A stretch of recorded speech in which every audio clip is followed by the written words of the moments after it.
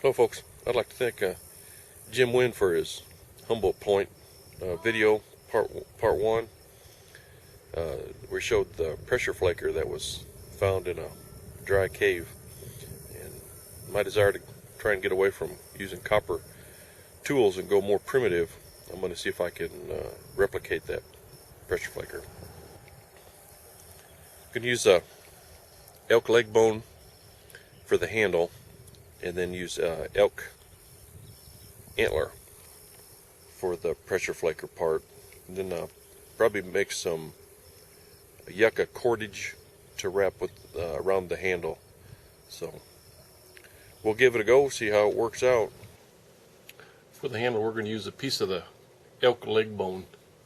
It comes with a groove already in it, and we're going to trim it down to, say about 5 inches. Just good hand size is what we'll do.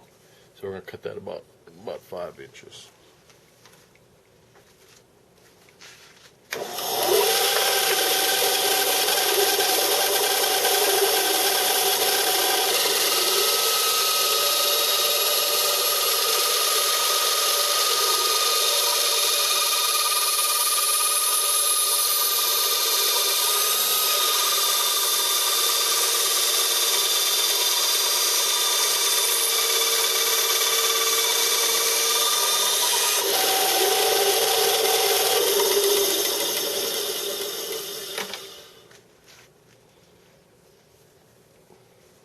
Now we'll take it over to the sander, kind of work the corners over a little bit and make it a little more smoother.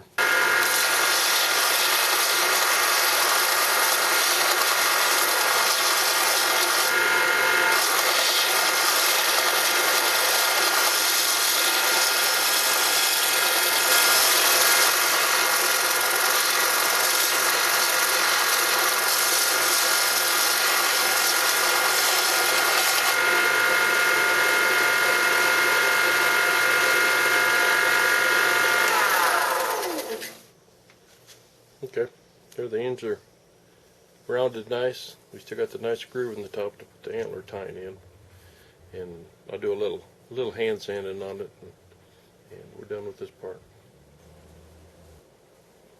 Alright, here's the handle. Got both ends sanded nice. Got the outside sanded. It's nice and smooth. Now we'll start working on the tine. We'll split it and put it in the handle.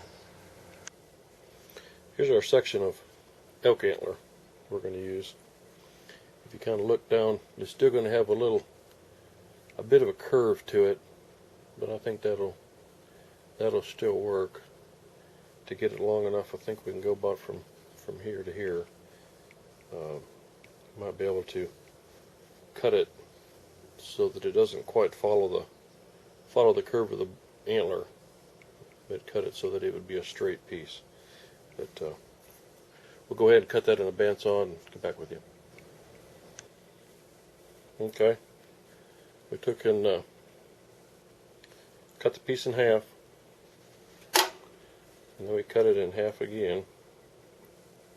We got two pretty nice pieces. This one ended up being rather straight, and this one's not bad too. Got a slight curve to it, but that's not really going to be too bad. We're going to go ahead and file on the inside of the bone, the marrow part. Kind of get that so it fits on there, then we'll pick which one we want to use.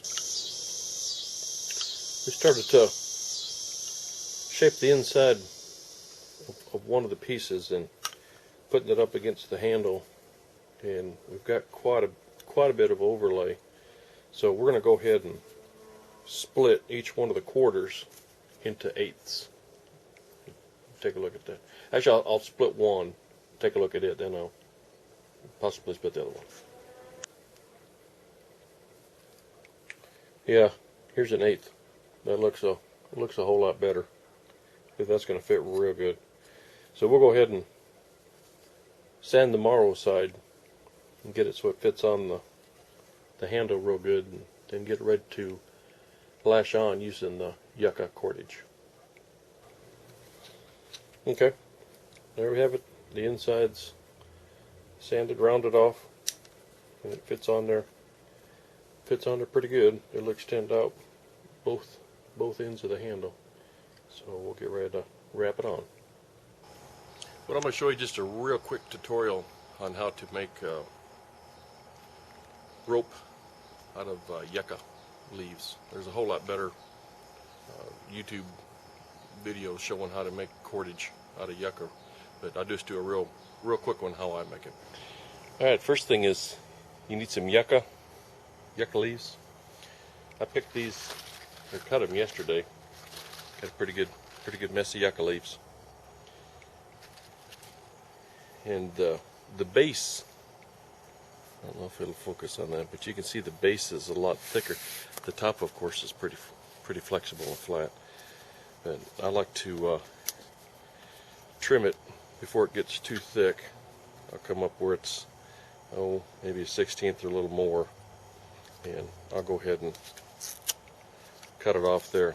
And you can see the difference in the width. It's quite a bit thinner.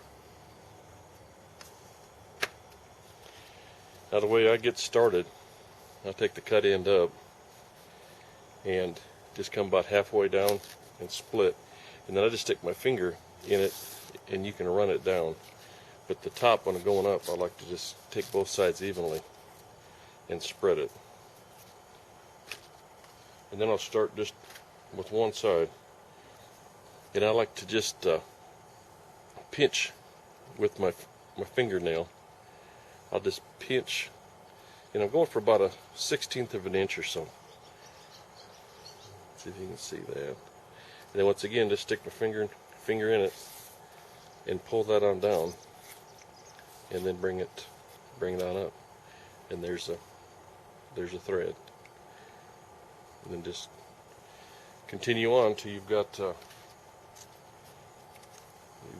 both sides stripped. It doesn't take long. You can do this pretty quick.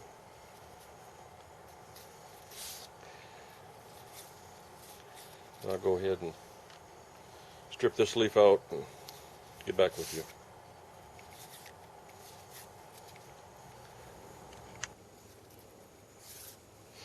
Alright, we're down just to the last few pieces here.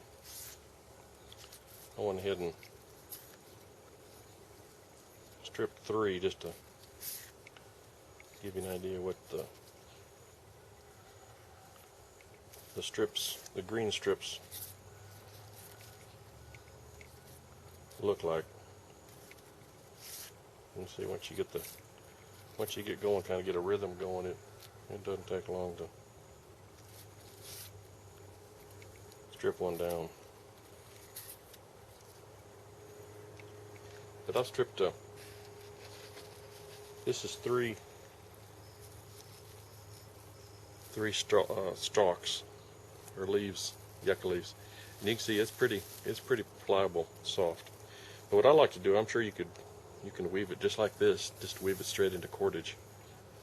But what I like to do is dry it, and then just prior to use, go ahead and dampen it just for a little bit, and then start weaving it together, twisting it together.